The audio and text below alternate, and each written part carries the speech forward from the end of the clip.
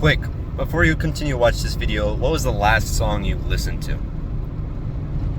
It was probably something degenerate. Have you thought about what the effects of music actually have on your mental state and how much it affects you? Today I'm going to be talking about 3 ways music actually rots your brain. Now, like anyone, I love music. I'm the type of guy that can listen to music while reading, while going to bed, working out, schooling, anything. I'm always listening to music 24/7.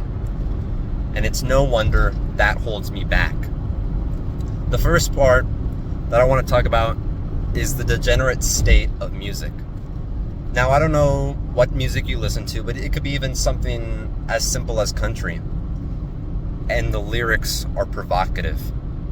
We live in a modern world where the main topic of the media is degeneracy. You're listening to a rapper talk about all the things he has, all the bitches he fucks, all the money he has, the material wealth, the drugs.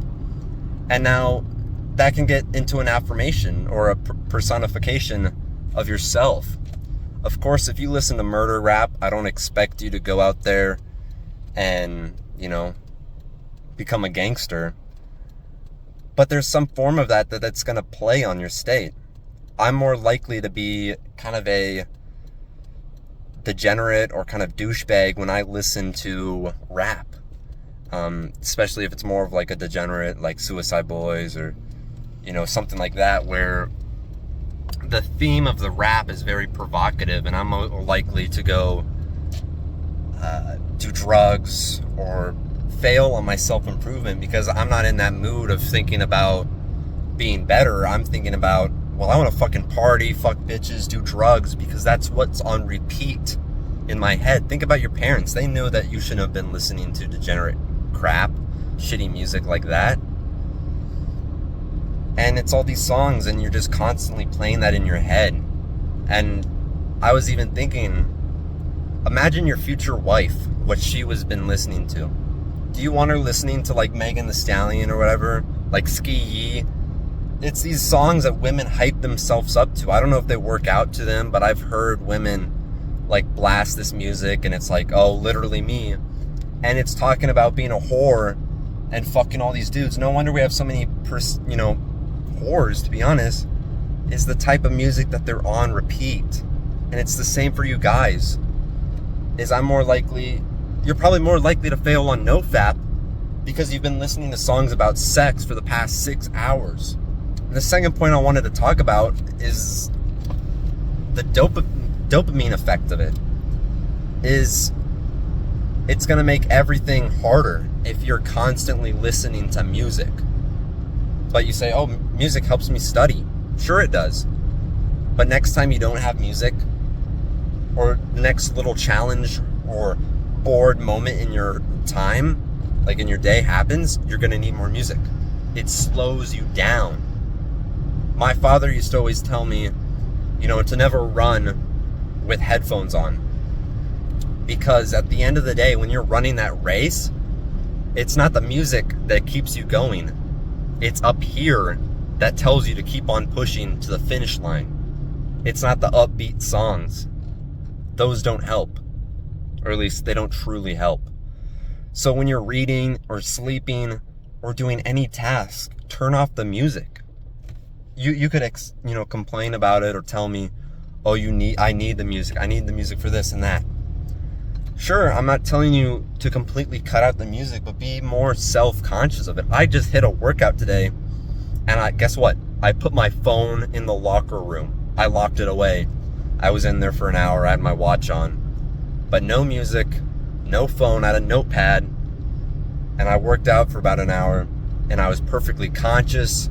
I hit some PRs on the bench press. I was strong and present.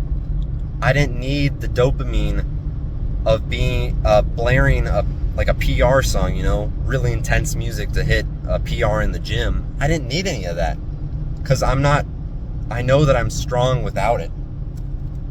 And my third point, before I tell you the actionable steps on the music you can listen to and what you can replace the music with, is this last third step.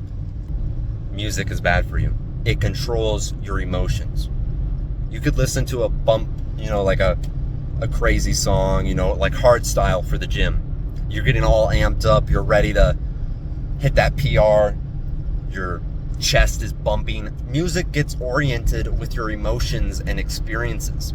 I know whenever I would get adrenaline rush from like riding motorcycles really fast, like I would go, hundreds of miles per hour on my motorcycle, and then to ride that high, I would bump music. So every time I play this one playlist, my heart is literally pounding because I have it oriented with adrenaline. And then if you listen to a sad song, of course you're going to be sad. If you listen to a happy song, of course you're going to be happy. So why have that control you? Why have your playlist on random and all of a sudden you're in a good mood or a bad mood? It shouldn't control your emotions. You should be stoic and fully present and decide when to be happy, decide when to be sad.